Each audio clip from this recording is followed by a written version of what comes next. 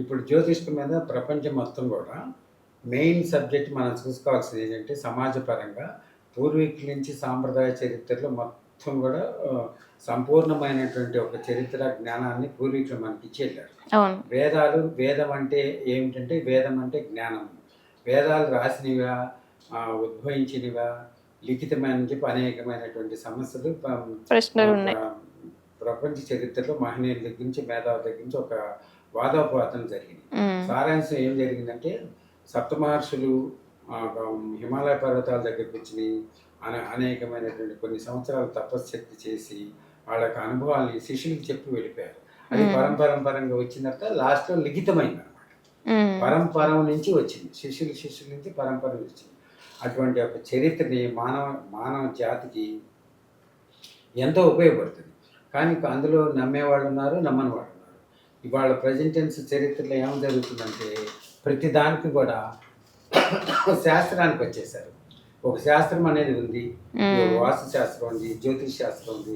ఇదంతా కూడా ప్రజలు ఏం చేస్తున్నారంటే విశ్వసిస్తున్నారు, సమాజంలో విశ్వసిస్తారు. ఎందుకు విశ్వసిస్తున్నారంటే కంప్యూటర్ యుగం వచ్చి మనుషులు మేధావి అయిపోయి, ప్రపంచ మేధావులు అయిపోయి వాడు అతని యొక్క విధానం చేసినప్పుడు ఎక్కువగా మరణించారు. ఎప్పుడైతే మరణించారో అప్పుడు దీనికి ఒక వాస్తు ఉంది, ఒక శాస్త్రం ఉంది, ఒక విధానం ఉంది, ఒక పెద్దరికం ఉంది అని చెప్పి మళ్ళీ జనరేషన్ మళ్ళీ వెనక్కి వెళ్ళిపోతుంది.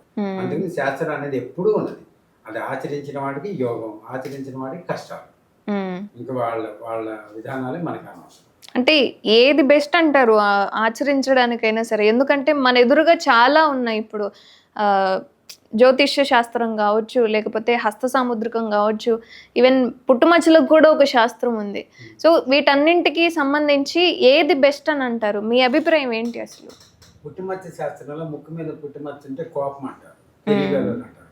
పూర్వకాలంలో పళ్ళు ఎత్తుంటే అదృష్టం అవుతుందని చెప్పారు. అవన్నీ ఎందుకు చెప్పారంటే సైకిరాటిక్స్, మానసికమైనటువంటి పరివర్తన చెంది మనుషులు బాధపడకుండా ఒక సమస్యని ఒక దైవం అనేటువంటి వాక్కులో, శాస్త్రం అనేటువంటి విధానంలో మంచి జరగాలనే భావన కోసం చెప్పారు. అక్కడ నెగిటివ్ ఉన్నా కూడా పాజిటివ్గా చెప్పారు.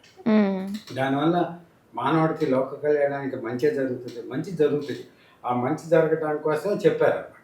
అవన్నీ కూడా శాస్త్రం అనేది ఎప్పుడు కూడా మానవుడి యొక్క అనుభవాన్ని పెట్టి చెప్పాడే కానీ ఎక్కడి నుంచో పుట్టుకు రాల శాస్త్రం.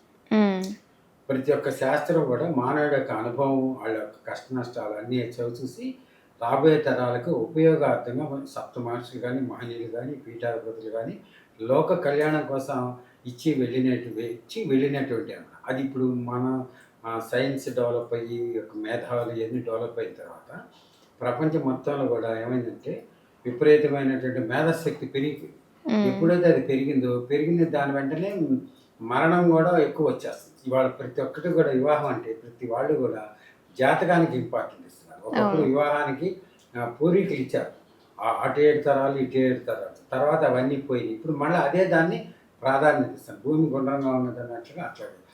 ఇంకోటి అంటే మన ప్రపంచ మేధావులు, మన ఇండియన్స్ మేధావులు ఏంటంటే ఎక్కువగా అమెరికాలో మీటింగ్లో మేము వెళ్ళినప్పుడు, ప్రొఫెసర్స్ మీటింగ్లో 500 మంది ప్రొఫెసర్స్ కాన్ఫరెన్స్ జరిగింది వెళ్ళినప్పుడు.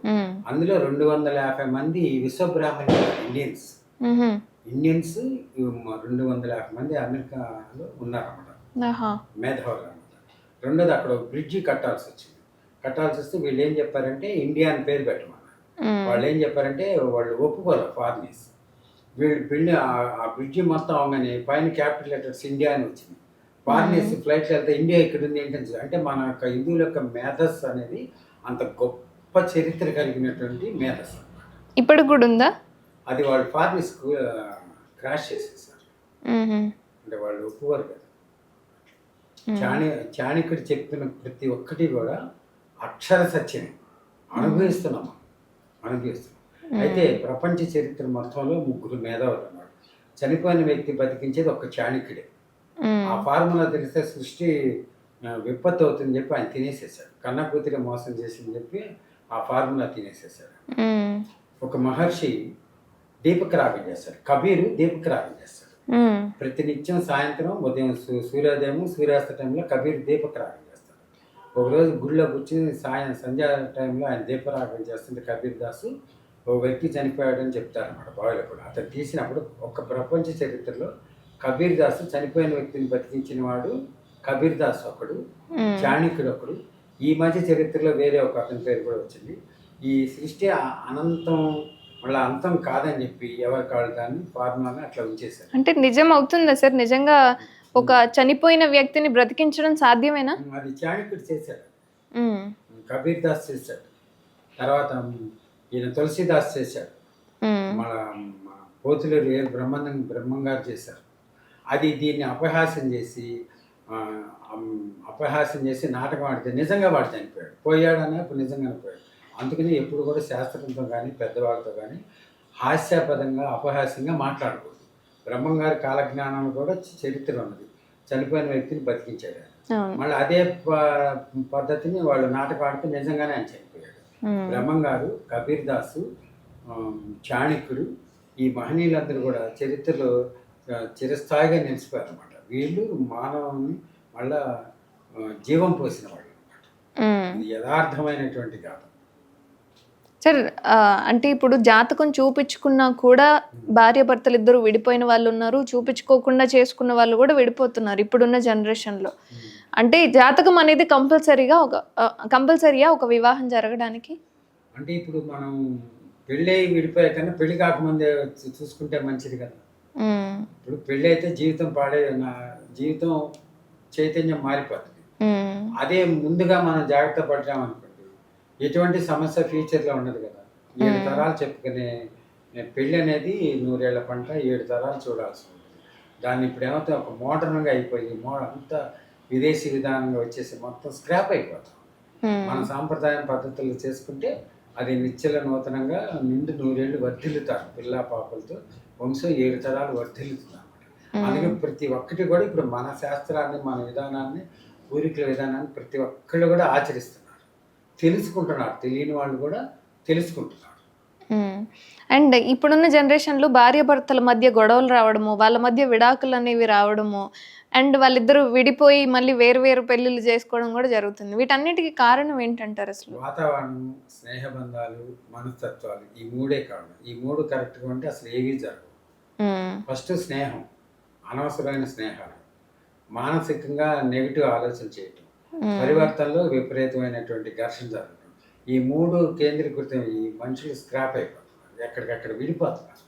ఎప్పుడైతే ప్రేమతత్వంతో కనుక ఉన్నారంటే ఆ యొక్క బంధాన్ని అనేది నిత్య నూతనంగా ఉంటుంది. అలాగే గురూజీ, అంటే మీరు ఉన్న ప్రదేశం కావచ్చు, ఎక్కడికి వెళ్తే అక్కడ ఈ నేలలో ఏముంది ఏంటి అనేది కూడా మీ జ్ఞానం ద్వారా బయట పెట్టగలరు అని చెప్పి కూడా విన్నాను. ఇది ఎంతవరకు సాధ్యం అంటారు? అంటే కొబ్బరికాయ తీసుకెళ్ళి ఇప్పుడు భూగర్భ జలాలు చెక్ చేయాలి అంటే వాటిని తిప్పుతూ ఉంటారు, ఇలాంటివి ఏవైనా ఉన్నాయా? ఏ విధంగా చెప్తున్నారు అనేది? పూర్వీకులు పొలాల్లో కానీ బోరు పంపులు వేసుకోవాలంటే జువి పంగలతో ఇట్లా 2 జువి పంగలు పెడితే ఆ 2 కలిసి అక్కడ వాటర్ పాయింట్ ఉందని నిర్ధారణ చేశారు. తర్వాత వేప మండలతో చేశారు, జువ్వి వేపతో చేశారు. ఇవాళ సైన్స్ టెక్నాలజీ వచ్చిన తర్వాత స్కానర్తో పెట్టి చూశారు. ఆ స్కానర్ పెట్టినప్పుడు మేము హాంకాంగ్ నుంచి స్కానర్ తెప్పించి చూస్తే తీస్తే అందులో జువ్వి బెల్ట్ ఉంది. జువ్వి ఏరితో బెల్ట్ కట్టాడు, బెల్ట్ కట్టి అది స్కానర్ అని పేరు పెట్టాడు. అది రిమోటర్ లాగా ఇట్లా నొక్కగానే ఆ మోటార్తో ఫ్యాన్ తిరుగుతూ ఉంటుంది అంట బెల్ట్. అది జువ్వి ఏరితోనే స్వర్ణానికి, గంగకి ఆకర్షణ శక్తి ఉన్నది అనమాట. అది పూర్వం నుంచే ఉన్నది. అట్లా చెప్పడానికి అనేది కారణం అది అనమాట. జువ్వి పంగలి, వేప పంగలతో, కొబ్బరికాయతో గ్రహణ శక్తిని లాక్కుంటుంది. అది ఆకర్షణ.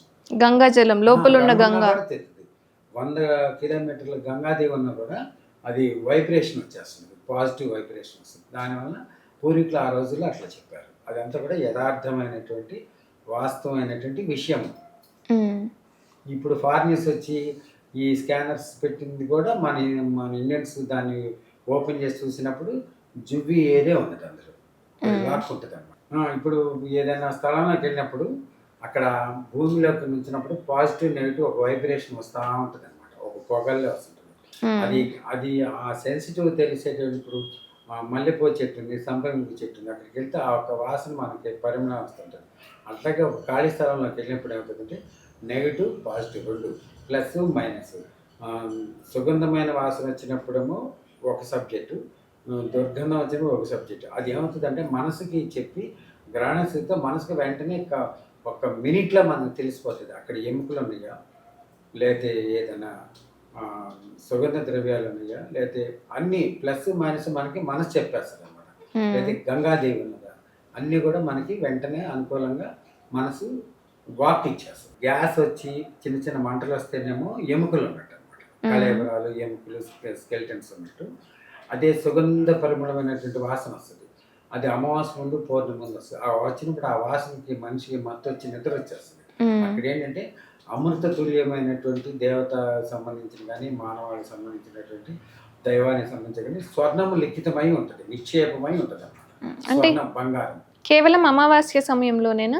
అది ఎక్కువగా ఆ టైంలో అది ప్రజ్వలిల్లుతూ ఉంటుంది అనమాట. అంటే భూమి ఆకర్షణకి చంద్రుడి ఆకర్షణకి అవినాభావ సంబంధం ఉండి అది పైకి విస్తృతంగా వస్తూ ఉంటుంది అనమాట. రెండోది మనం 1 కేజీ కానీ 10 కేజీలు కానీ భూమిలో నిక్షేపం చేసినప్పుడు అక్కడ ఏమవుతుందంటే ఒక విధమైనటువంటి గ్యాస్ ఫార్ములేషన్ వస్తూ ఉంటుంది. ప్రకృతి రసాయనిక చర్యలు జరిగినప్పుడు గ్యాస్ భూమిలో నుంచి ఒక గ్యాస్ వస్తుంది. ఎక్కడైతే స్వర్ణం బంగారాన్ని దాచామో ఆ గ్యాస్ వచ్చినప్పుడు 100 కిలోమీటర్ల దూరంలో ఉన్నటువంటి పాము కూడా ఆ గ్యాస్ యొక్క సువాసన గ్రహించి అక్కడికి వచ్చి నిక్షేపం దగ్గర కూర్చుని ఉంటుంది అనమాట. ఎప్పుడైతే పాము అక్కడ ఉన్నదంటే అక్కడ నిధి ఉన్నదని ప్రత్యక్ష సాక్షి పాము. ఓకే, ఎక్కువగా పాములు కనిపిస్తున్న ఆ ఏరియాలోనే ఒకే పాము అనేది అక్కడ స్థిరంగా ఉంటుంది. అమావాస్య రోజు ఉంటుంది, పౌర్ణమి రోజు ఉంటుంది, విడప్పుడు కూడా ఉంటుంది. డేలో 1 టైం వచ్చి వెళ్తూ ఉంటుంది అక్కడ. అది ఒక గుర్తు. దానికేమో ఆహారం, మనకేమో సైంటిఫిక్ రీజన్లో ఇక్కడ ఇది నిక్షేపం ఉన్నది అని మనకి ఆన్సర్ తెలియటం, తెలియజేయటం మనకి.